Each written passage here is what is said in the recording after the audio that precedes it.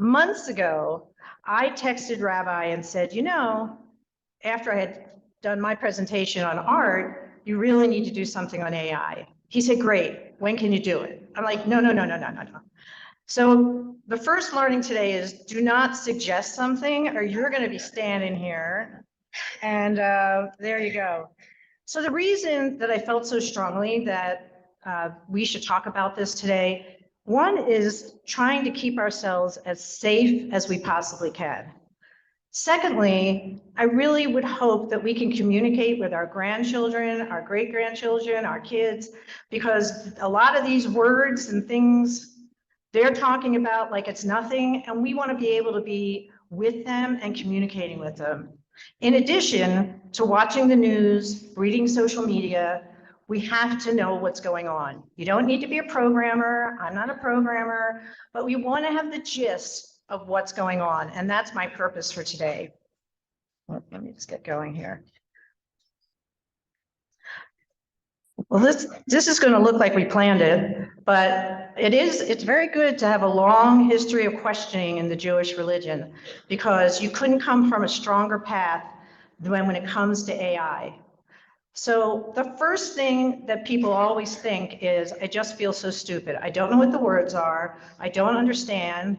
I hope you haven't been hit by a scam, but it's very easy to get scammed. And I want to tell you right now, you are not stupid. You are very, very smart. And always remember that with age comes wisdom and a great gut.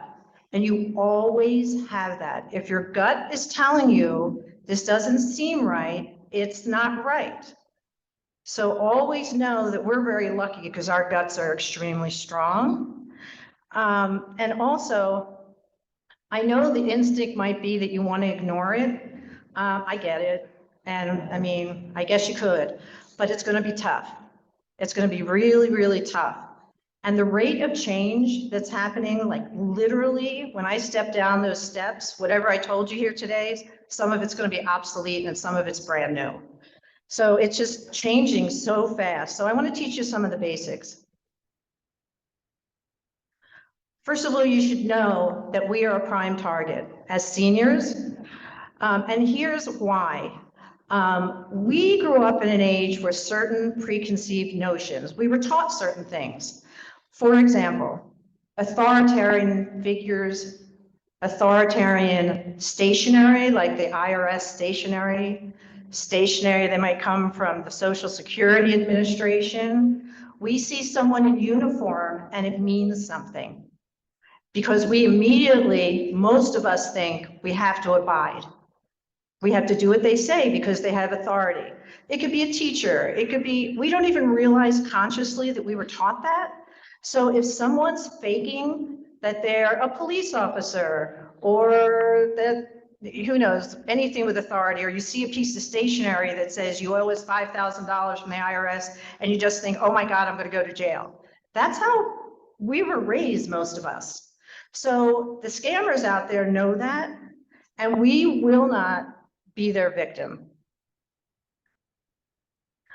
So artificial intelligence, also known as AI, and you'll notice that people in this field like to shorten words a lot. So it's a I'm going to read this, transformative technology that enables machines to perform tasks typically requiring human intelligence, and it's evolving or changing rapidly. Put it in a nutshell, all you have to know is that computer systems are now thinking like humans and getting better at it every day. So why would you even do it? Well, you would do it to make things more efficient, to be able to make decisions taking very, very large groups of data, putting it into a mush, if you will, and then being able to make a good conclusion from it. So in the past, if you were taking a bunch of numbers perhaps and putting it in a spreadsheet, you might have someone in the office that would be entering data. All of that would be done for you now. You could just give the verbal command, take the numbers from this file, put it in a spreadsheet, add it up, blah, blah, blah, blah, blah, and it will do it for you. So immediately I think you're thinking, jobs, we'll get to that. So it's basically, it's really cool that there's a lot of really cool, fun things that you can do with this. I'm going to make sure I can see. And so the best way for me to explain it is I want you to think of ourselves and our own human brain. AI is modeled after the human brain. We have neural pathways, you always hear that, and sometimes doctors will talk to you about it, that transfers information from one part of your brain to another. The AI computer systems are built on that model. So let's think about us. We're born into the world as babies. Our brains are empty. Then it starts getting fed information, mainly from our authoritarian figures in our lives. It might be parents, being out in the world, and you just start learning things. You know, tell the truth, respect your parents. You go out in the world and you're just learning things and learning things and learning things. And over time, your history of what you've lived your life doing helps you make decisions. It's exactly what they're doing in AI. So what they do is they enter all this information, and they have tons of information on us, from our shopping habits to where we bank. Who knows if they shouldn't, but maybe even healthcare, only because they see where we're Googling. And you may think, well, how do they know I was at Macy's yesterday? Because they're where you're actually purchasing, all that data is being recorded. So over time, if you think about it, your ability in your life to make good decisions is based on everything that happened to you. They're doing the same thing with the machines. They're entering every single possibility and then narrowing it through to making a good decision. That's how they can anticipate language. For example, you're shopping online. Have you ever had a chat box come up? It's the customer service rep. Okay, that's a robot. And so sometimes, some are better than others, right? But sometimes they're actually answering because they've been trained over and over and over again that when someone says, I want to return this shirt, they immediately know, oh, do you have the invoice number? You know, they've been trained over, and it sounds very, very real, and it's only getting more and more realistic. So these are the things AI now can do: learning, reasoning, problem solving, perception, understanding language, and decision making. And there's actually two types. The first one's called narrow AI, which is just doing a task, like face recognition. Think about it. AI can recognize images and clearly your face. I don't know how many people use it on your phone to get into your banking, but that's a very clear set task. Generally, what people are talking about is the general AI. That's the part that is feeding all this data into the computer systems and lets the computer start to think and have the logic and intellectualize like us. Let's see. All right. So I thought I would just take a moment, because if you haven't thought about it now, you thought about it when you saw this, or you're starting to think about it now like, oh God, you just yearn for a simpler time. And I don't blame you. And by the way, AI generated the image, and which I'd be happy, we're going to play later so I can show you some things. So here's the thing. There is no doubt that this can be scary, and we'll get into it, but I also want to put it in perspective, okay? Listen, we've lived through some transformative times already. Some of us were around when our main industries was agriculture in the 50s, moving to industrialization, moving then to a data and a service economy. Guess what? A lot of people lost their jobs and were pissed off. So you're hearing a lot about, they're going to take my jobs, they're going to, right? We've been through these transformative times before. The other illusion is that you want a simpler time because you just don't want to emotionally deal with this. And I get it, but I'm just making you aware of it. Also, I think there's this notion that we're really getting ripped off. right? I know it's scary. We are getting ripped off using AI to some degree, but we've always been ripped off. And it's just that, you know what the difference is? We didn't know it. So I'll give you an example. In the early days with like toothpaste, sometimes like appliances, maybe clocks in the early days, a lot of companies had planned obsolescence built into those items. In other words, they knew they could last forever, but they had it set that after, I'm making it up, like 8 years, those items would not work anymore to get you to buy another one. And remember the toothpaste commercials? Do you remember those in the early days? And they would always have somebody holding a toothbrush and like lining up the toothpaste like it was never going to end over and over and over again. You know, again, it was all trying to get you to buy more, to use more toothpaste on the toothbrush. Nothing's changed. It's just that you just need to understand it better. So right now today, we are seeing AI everywhere. If you use maps on your phone, if you're making travel plans and you want to make reservations online, we already talked about Face ID, social media, well, security and banking, but that's a hacking thing. If anybody has a home that's controlled by their phone, the temperature on their phones, personal assistants, if anyone has an Alexa or anything like that, and you're asking them to do things for you or play music for you. Waymo, self-driving cars, obviously Googling, shopping, movies, art, your phone, and translations. That's really lovely also, where when you're traveling, they literally will translate for you. And I want to make a side note here because this is important to me. I was just talking to my husband about this and he was kind of chuckling at me, but I'm not chuckling. I think AI has changed the face of aging. Here's the deal. The day my kids say, I want the car keys, I am going to the Tesla store, or there'll be other cars, and I'm going to make sure I have a self-driving car.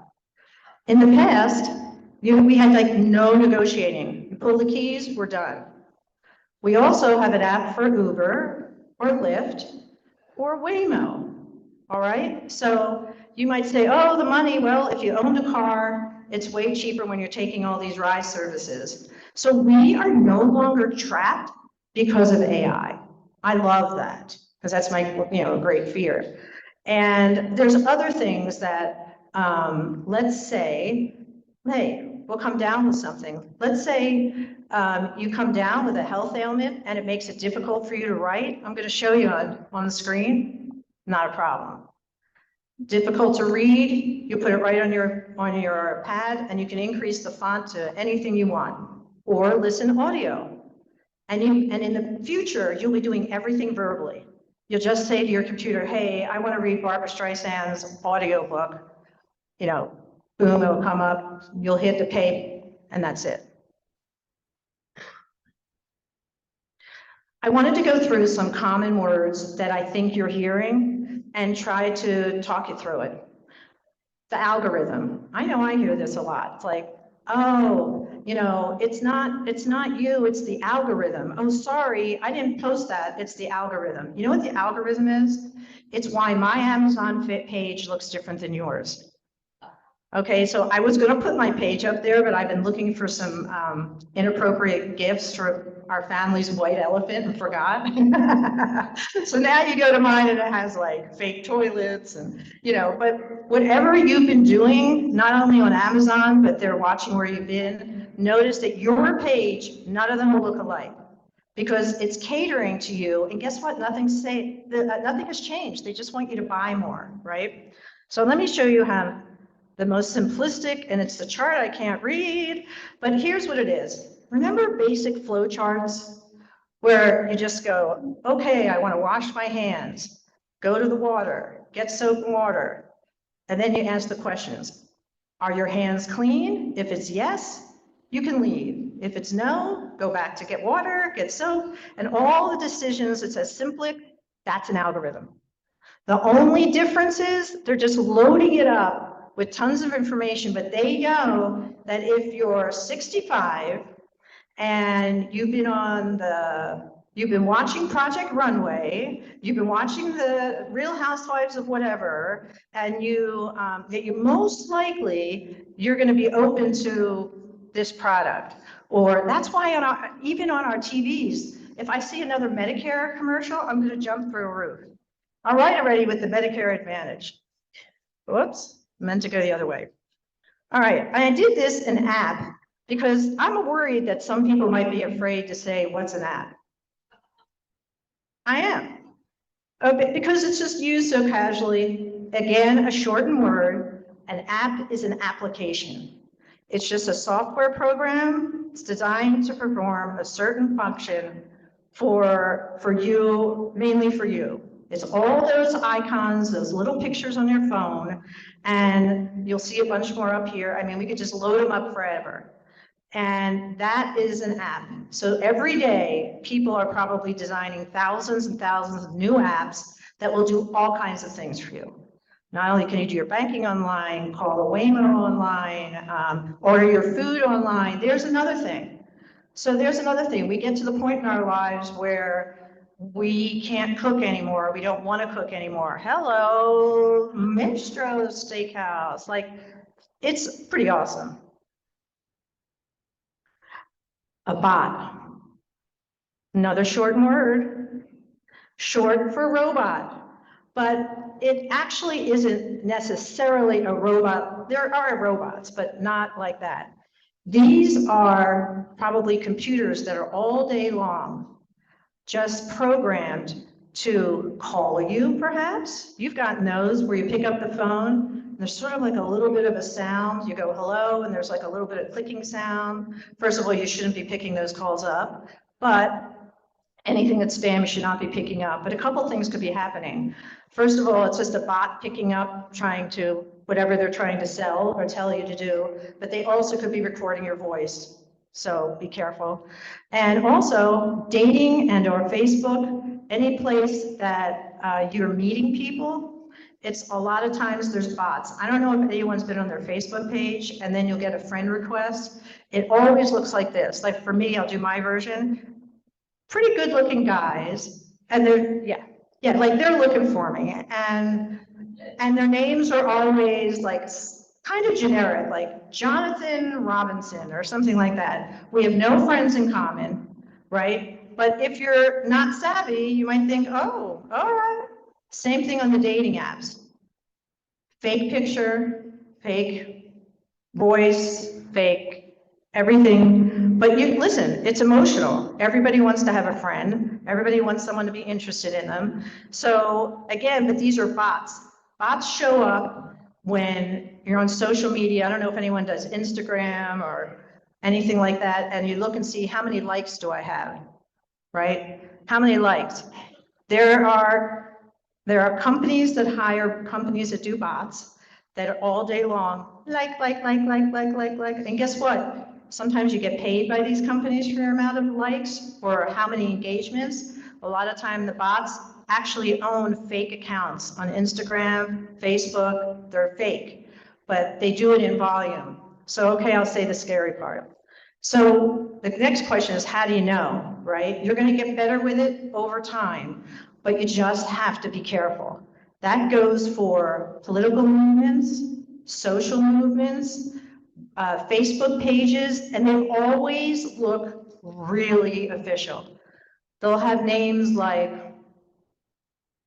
I'm going to say something like democracy for everyone, or something that's really hard to even argue with, or be, no matter what the subject is. Always remember that there are companies, and you'll hear this on the news, they'll talk about Russian bot factories or Romanian bot factory, people that are, and that's all day long, trying to persuade to buy something, to persuade of a certain ilk, and you look down and you think, oh my God, they got 87 likes, or 87,000 likes, that must be true. No, it isn't. Clickbait. Clickbait. Whoops. I put this on purpose, the picture of the sun. Remember when you go to the supermarket and the newspapers would be there, the aliens have invaded, and any kind of crazy, crazy headline to get you to pick up that paper and buy it. Clickbait is exactly the same thing, it's just online. And so they're always doing things like the 10 best ways to lose weight, or what's this one? 5 things you have to own or you'll fall over, You know which ones I always fall for, though, I have to say? I don't know if you see this. I see them on Facebook. It's some famous person that you know is not dead, but it says dead. And then you click on it. I know you all die. I know they're not dead, because every time you click on it, they get paid. And the longer you stay, the more they get paid. That's why the headlines are no different than when there were newspapers, or how about this one? Some famous person, Brad Pitt says, and you love Brad Pitt, and then you start reading for like 10 minutes. What did he say? Because it's talking about, they're trying to get you to stay in the article for as long as possible. That's clickbait. So anything that you immediately go, ooh, your YouTube homepage looks completely different, each one of you, because of what you've been clicking on or what you've been watching. And I think the next one was getting hacked. Whoops, here we go, I'm gonna move on. And getting hacked means, I don't know if you must have gotten a letter from the bank, from someone who says, I'm sorry, we've had a data breach, we care so much about you. And here's a company like LifeLock or whatever we're gonna sign you up for to keep you safe. That's getting hacked. I'm not sure there's anything you can do about it. 1 second. Oops, going wrong way. Oh, all right. I wanted to make sure that you're aware of common companies you may hear about. First of all, know that Facebook also owns Instagram, and they have their own Twitter-ish kind of company called Threads. OpenAI and ChatGPT are ones that I wasn't sure if you were aware of. Extremely important. That's the company that has built the most common platform from AI that most companies use. So when you hear that, and just in case you hear that name, it's just not something that we would necessarily go into ourselves, but we will be using ChatGPT all the time. Google, and Google owns YouTube as well, X, and of course Amazon, Jeff Bezos, and Prime. And notice that a lot of the media companies own other media companies. I wanted you to be aware that a lot of times you'll be watching the news and they'll say they have CEOs coming to Congress to answer. They're answering about how they're keeping us safe.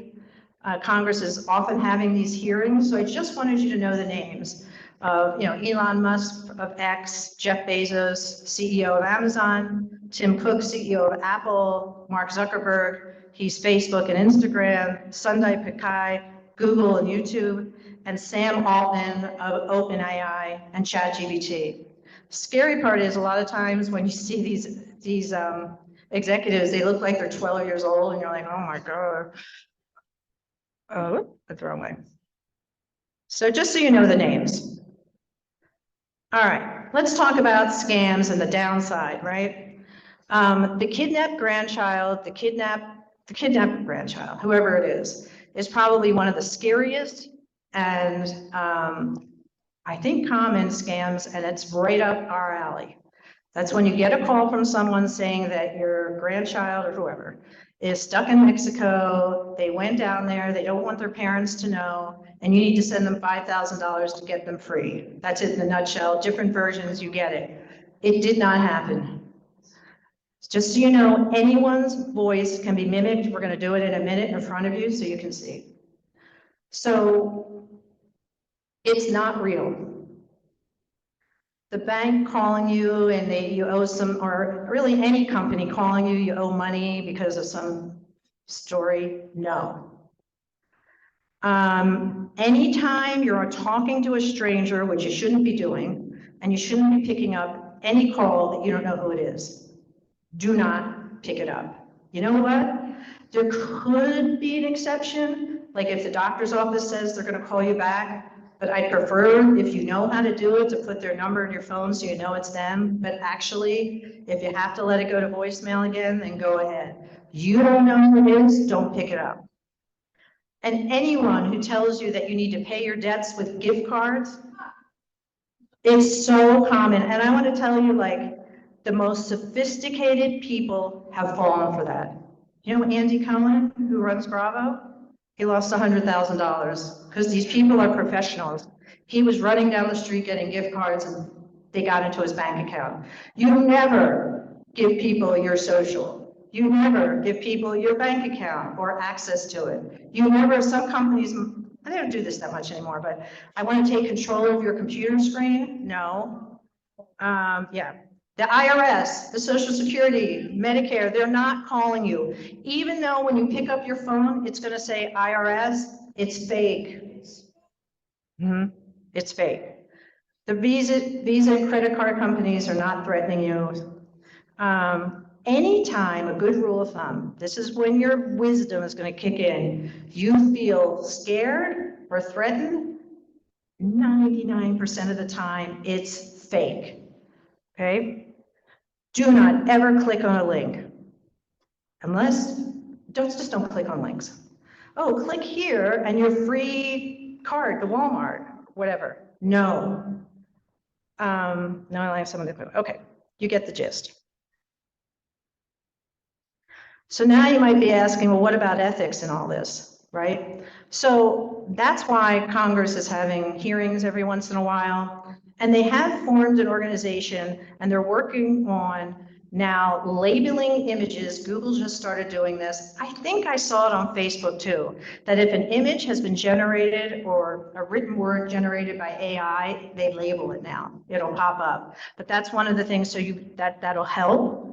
But we're certainly far, far away from what is their responsibility. And we could talk about that forever, about what companies' responsibilities are to us. I'm just going to leave it at that. It's too big of a topic and you get the gist of it.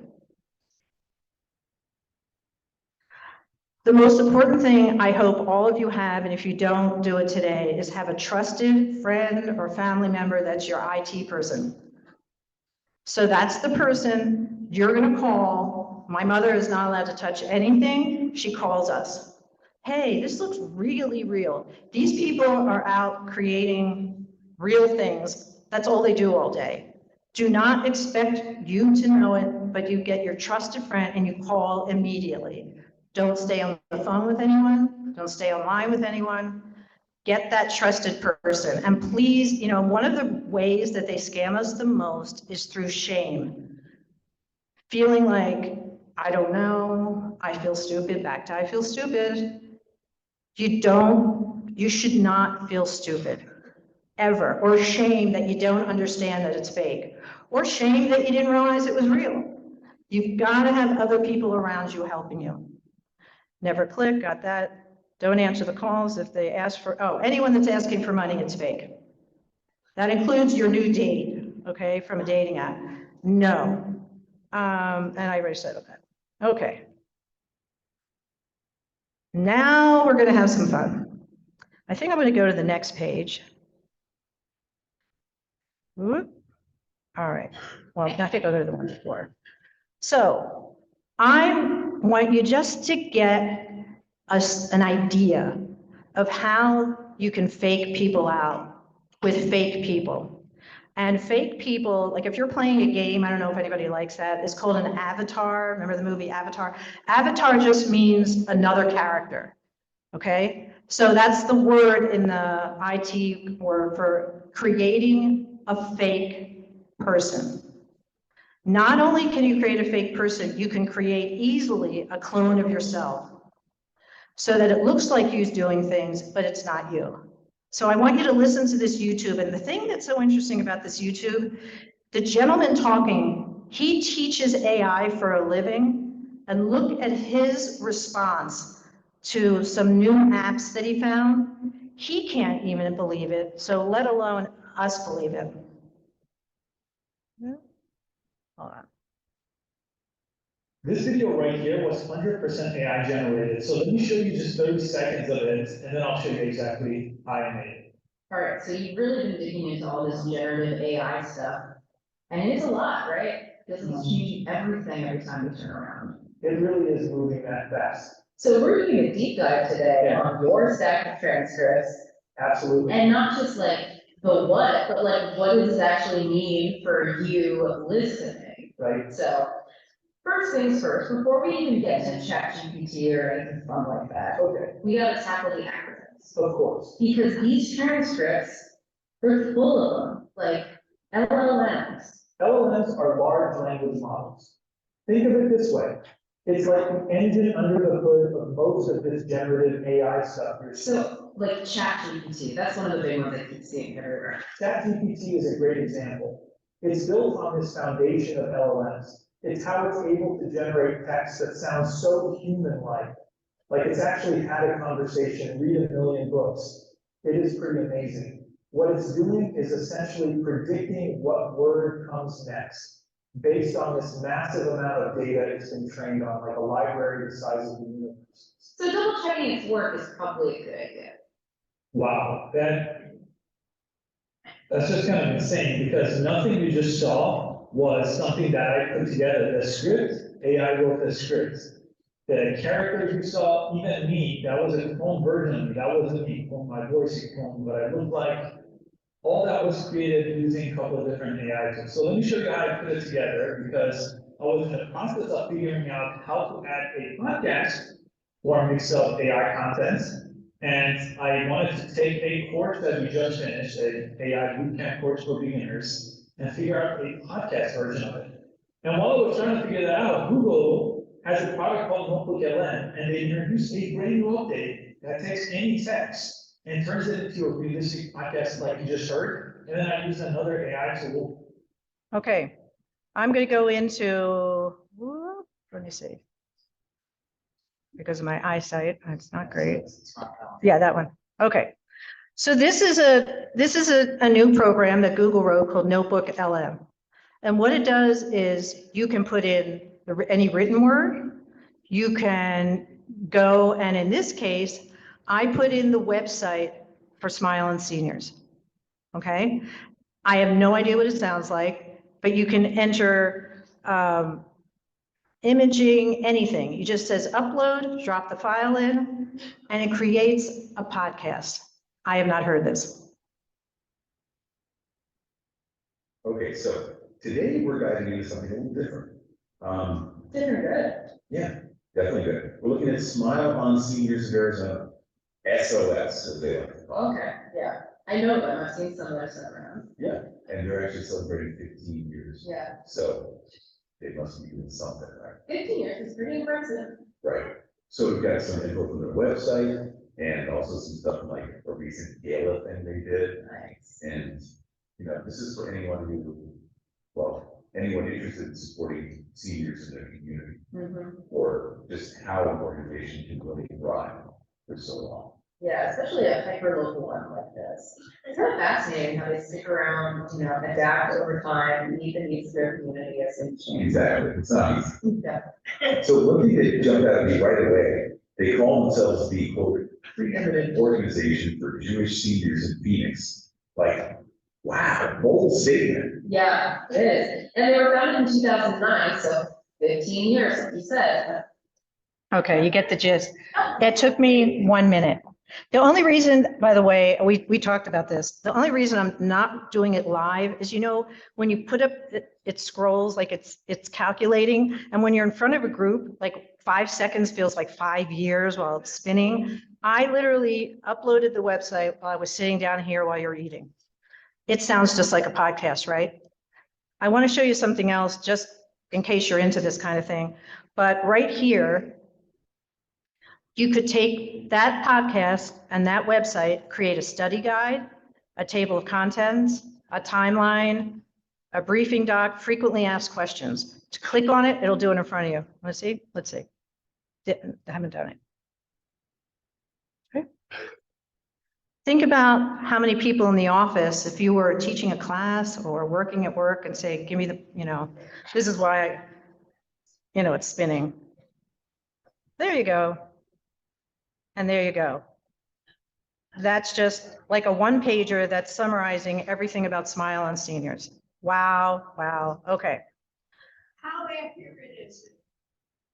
It's super, in this particular case, it's super accurate because it's transcribing everything on the website that was written by the team and just making it conversational. You can change the voices. I really was gonna mess with Rabbi, honestly, if I didn't have this eye thing, I made him give me a bunch of stuff, but maybe we'll do more of this next time and do more stuff live.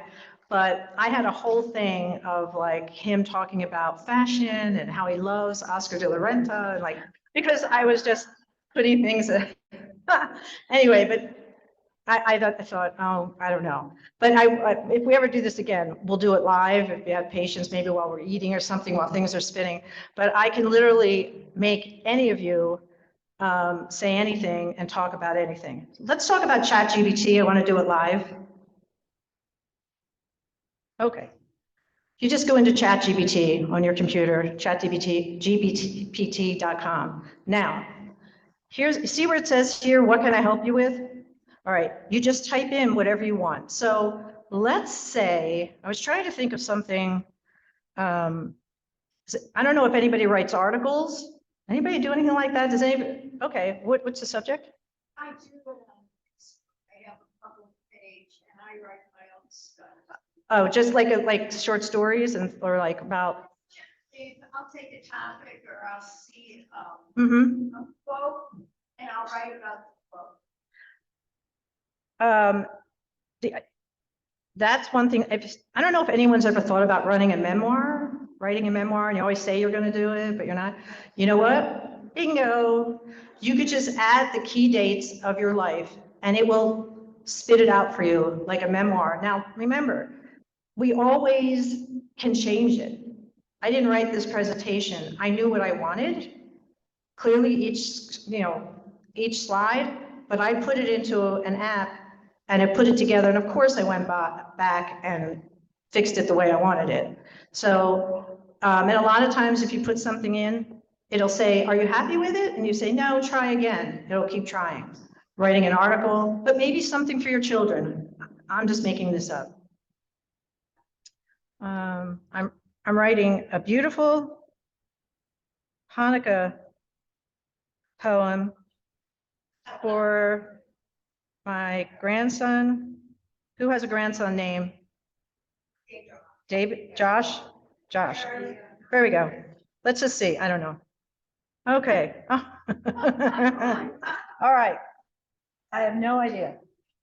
A Hanukkah light for Josh. Oh, Josh, my sweet, my shining star, Hanukkah's here and near or far. We light the candles one by one to tell the tale of battles won. That's crazy, right? 8 nights of wonder, 8 nights of cheer. Each flame whispers your love, my dear. The Maccabees survival, you get it. Isn't that fabulous? Yeah. Right? And guess what? The last person that your grandchildren are going to think used AI to write them a really touching, loving note is going to be all of you. And let's say you didn't like that. You could, write try again or whatever. Trying to think of other things you may do about writing things. Yeah. Wait, you have to do a what? Oh my God. Yeah.